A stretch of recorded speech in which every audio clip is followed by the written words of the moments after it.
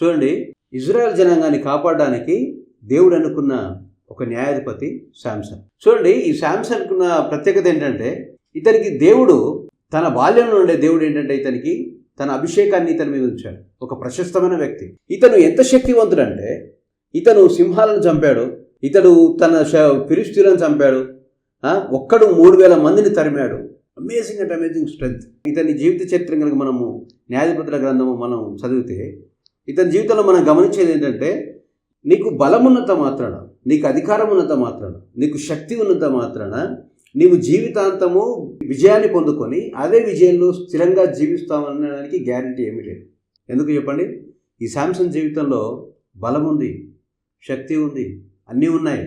కానీ లేనిది ఏంటండి? ఇతనికి సెల్ఫ్ కంట్రోల్ లేదు. ఇతనికి ఏం లేదు? సెల్ఫ్ కంట్రోల్ లేదు ఇతనికి. అవునా? ఇంద్రియ నిగ్రహం లేదు. ఈరోజు సమాజంలో చూడండి, చాలామందికి ఏంటంటే వారి దగ్గర డబ్బు ఉంది, వారిలో కొంతమందికి అధికారం ఉంది. తర్వాత యవనస్తులు చూడండి, వారు చాలా సౌందర్యం ఉంది, వాళ్ళ దగ్గర అందం ఉంది, తెలివితేటలు ఉన్నాయి, మంచి దేహదారుఢ్యం ఉంది, మంచి బాడీ ఉంది, అన్నీ ఉన్నాయి. కానీ సమస్యలు ఏంటంటే, ఇవన్నీ ఉన్నప్పటికీ వీరి జీవితాలలో వీరు వ్యక్తిగతంగా అనేకమైన శ్రమల పాలవుతున్నారు, అవమానాల పాలవుతున్నారు, ఓటమి పాలవుతున్నారు.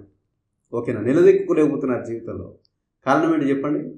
ఇంద్రియ నిగ్రహం లేకపోవడం. ఏం లేకపోవడం? ఇంద్రియ నిగ్రహం లేకపోవడం.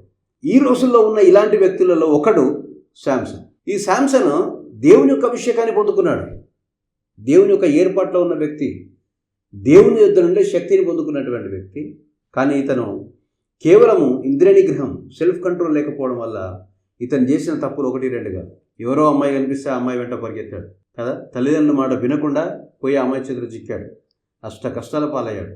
మళ్ళీ తర్వాత దెలీలాకు దొరికాడు. అవునా? దెలీలా ట్రాప్లో పడ్డాడు.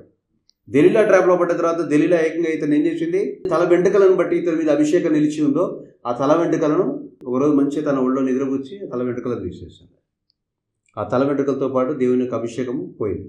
చూడండి, దేవుడిచ్చింది ఏంటి శాంసన్కి?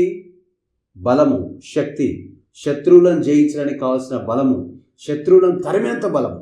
శత్రువులు బెదిరిస్తే జస్ట్ ఏదో తిరిగి మాట్లాడే బలం కాదు, శత్రువులు కనిపిస్తే వాళ్ళని తరిమేంత బలం. Can you imagine that? నీ పేరు చెప్తేనే గడగడ మనుషులు గడగడ వణికిపోయేంత అభిషేకం నీలో ఉంటే నువ్వు ఆగుతావా భూమి మీద? ఎలా ఉంటుంది నీ పరిస్థితి? అటువంటి స్థితి శాంసన్. దేవుడు ఇంతగా ఇచ్చిన తర్వాత అతని లోపల ఏం లేదండి? సెల్ఫ్ కంట్రోల్ లేదు.